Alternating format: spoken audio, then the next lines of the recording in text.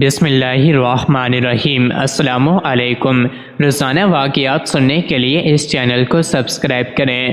ایک دفعہ کا ذکر ہے، یہودیوں کے کسی کے گھر شادی تھی۔ وہ لوگ حضرت صلی اللہ علیہ وسلم کی خدمت میں آئے اور عرض کی، اے محمد صلی اللہ علیہ وآلہ وسلم، ہم آپ کے پڑوسی ہیں، ہمارا بھی کچھ حق ہے، اس لیے ہماری درخواست ہے کہ آپ اپنی دختر فاطمہ رضی اللہ عنہا کو شادی میں شرکت کے لیے بھیج دیں تاکہ ان کی برکت سے عزم عروسی کی رونق میں اضافہ ہو۔ حضرت صلی اللہ علیہ وآلہ وسلم نے فرمایا کہ فاطمہ اگرچہ میری بیٹی ہے لیکن علی کی زوجہ ہے، تم لوگ علی سے جا کر درخواست کرو، اگر وہ چاہیں گے تو شادی میں جانے کی اجازت دے دیں گے۔ یہودیوں نے عرض کیا کہ آپ صلی اللہ علیہ وآلہ وسلم بھی ہماری طرف سے ان سے سفارش فرما دیں۔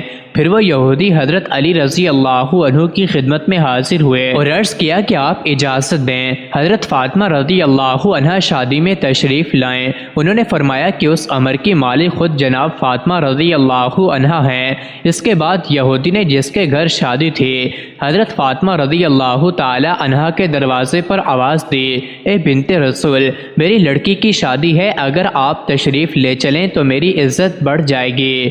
حضرت فاطمہ رضی اللہ تعالی عنہا نے فرمایا کہ جناب امیر المومنین سے اجازت لے لو تو چلو۔ یہودی نے کہا کہ میں رسول اللہ صلی اللہ علیہ وسلم اور شیر خدا کی خدمت میں گیا تھا، سبھی نے آپ کو مختار کیا ہے۔ حضرت فاطمہ رضی اللہ تعالی عنہا یہ سن کر متفکر ہوئیں۔ اتنے میں جناب رسول اللہ صلی اللہ علیہ وآلہ وسلم خود تشریف لے آئے۔ حضرت فاطمہ رضی اللہ عنہا نے فرمایا، بابا جان، یہودیوں کے ہاں سے آدمی آیا ہے، آپ صلی اللہ علیہ وآلہ وسلم کیا فرماتے ہیں، اس کے گھر جائیں یا نہ جائیں؟ آپ صلی اللہ علیہ وآلہ وسلم نے فرمایا، فاطمہ تمہاری مرضی ہے۔ حضرت فاطمہ رضی اللہ عنہا نے عرض کیا، ابو جان، آپ کی بہت سخت توہین ہوگی، کیونکہ ان کی عورتیں عمدہ اور نفیس لباس و زیورات سے مزین ہوں گی اور میرے پاس وہی پھٹے پرانے کپڑے ہیں جس میں جا بجا خرمے کے پیوند لگے ہیں۔ رسول اللہ صلی اللہ علیہ وآلہ وسلم نے فرمایا، اے بیٹی، اسی حالت میں جاؤ جو مرضی پہنو۔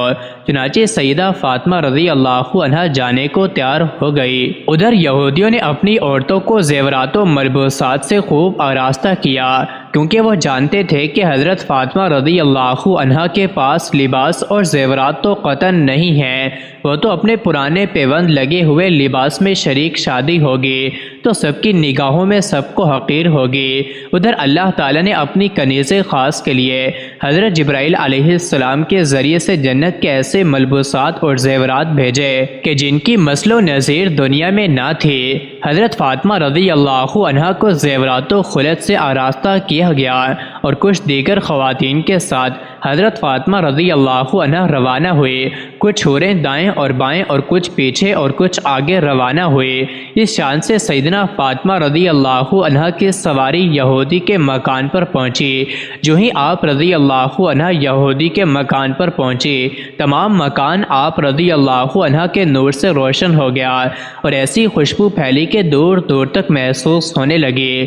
یہ تجمل و وقار دیکھ کر تمام یہودی عورتیں بے ہوش ہو گئیں۔ تھوڑی دیر کے بعد سب کو ہوش آیا مگر دلہن کو ہوش نہ آیا۔ لاکھ تدبیریں کی مگر سب بے سود ثابت ہوئیں۔ دیکھا گیا تو معلوم ہوا کہ روح قفیس انصری سے پرواز کر چکی ہے۔ انن فنن شادی کا مکان ماتم کدہ بن گیا۔ حضرت فاطمہ رضی اللہ عنہا کو دیکھ کر بہت تشویش ہوئی اور فرمایا کہ اطمینان رکھیں، ابھی ہوش آ جائے گا۔ اس کے بعد آپ رضی اللہ عنہا نے 2 رکعت نماز پڑھ کر دعا کے لیے ہاتھ بلند کیے اور کہا کہ میرے اللہ، میں بنت رسول صلی اللہ علیہ وآلہ وسلم ہوں، اے میرے اللہ، میری عزت تیرے ہاتھ میں ہے۔